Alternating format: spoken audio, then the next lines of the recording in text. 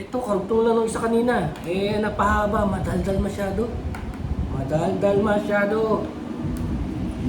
Bis na, ito. Ito gusto kong i-ano sa inyo. Siyempre, naglasada 666 eh. Tapos na yun, no? Pero sinasabi sa inyo, pwede kayo mag-abang uli. Di lang naman Lazada, pati Shopee. Meron sila mga ganyang sale. This is supposed to be 1,800.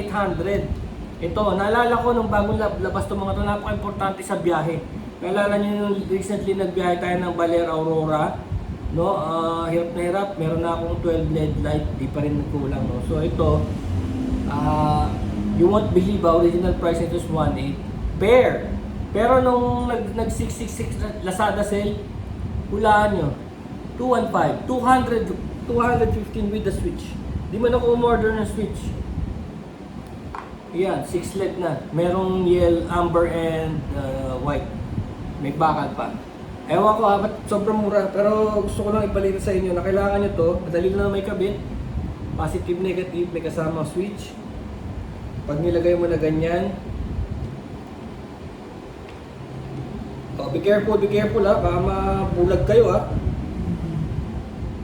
Bulag kayo. Ready? Ano, nabulag kayo? Ready? Look oh! Oh! Wow! Kaya kita niyo talaga. Pag nilagay niya sa motor niya, tagusan yan. Oh? Yan oh. Look at the stars. Look how they shine for you. Boom! Wala. Yan. Ganda no? So pair to pair. Alam ko na may nabibiling isa, pero sabihin ko sa inyo, pwede na yung isa eh. Sobra na eh, oh. Kakabit ko to sa isang motor. Sobra na, talagang ano siya, oh. Napaka ano. 213, 213. So, kung pupunta kayo sa mga ano, sa mga shops, minsan OA yung mga shops, no. Hindi naman sa ano. Singiling ka ng 5,000. Kakabitan ka nito. 213 lang. No? Siyempre kailangan din nilang kumita, pero alam mo yun, kabagay, may skills kasi ako magkabit nito sa motor eh, pero iba siguro kung wala talagang skills, no? Maaari nga. Basta yun, tignan nyo, maganda to, oh. Ito eh, at pag tinignan nyo, masushoot pa yata ako ito, ano. Meron siyang ano eh, patay ka muna. Itong switch niya, maganda, ano rin. Ito, may cover pang metal, oh. Parang astig-tig na, no? Cover pa siya. Tapos may heatsink. Heatsink ang tawag dito kasi nag-iinit din ito. No? Yan, pinagdikit ko lang. Ewan ko. Kaartihan, no? Kaartihan. Pero talagang 3 lang kailangan. Sobrang lakas. Kasi hindi naman sa ano, yung paramihan, the more the better. Kasi kukuha din yan ng power sa battery mo, eh.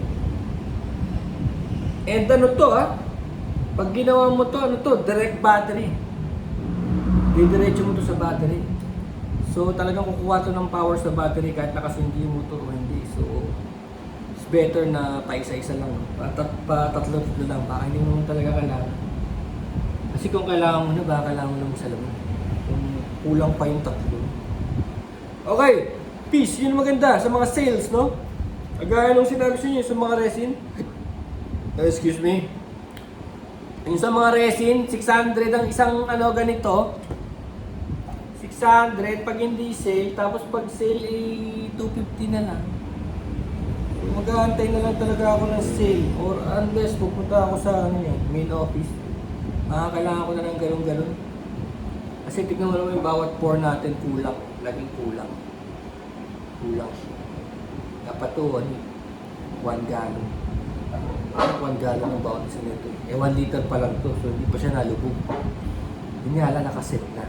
So, it's really, pag may umorder niyan as a table, pupunin na lang. Kung gusto niya na maging table na. Kasi meron pa siyang option to customize it eh.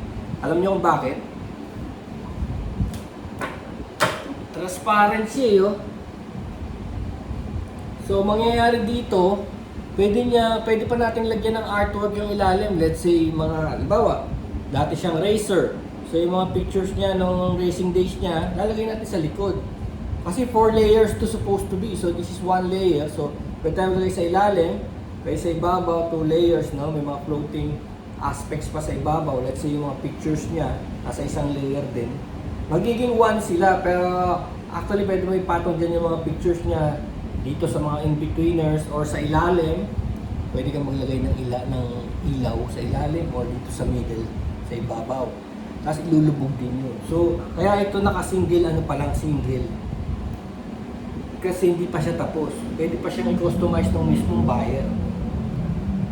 Yung mismong buyer pa rin ang finish ng mga works. Pero yung idea, yung initial idea, galing sa Herrera Art Gallery. Pero yung finishing sa kanya, magiging customized yan talaga. Lalo na kung artist din siya, tapos ang artwork sa likod, gawa niya.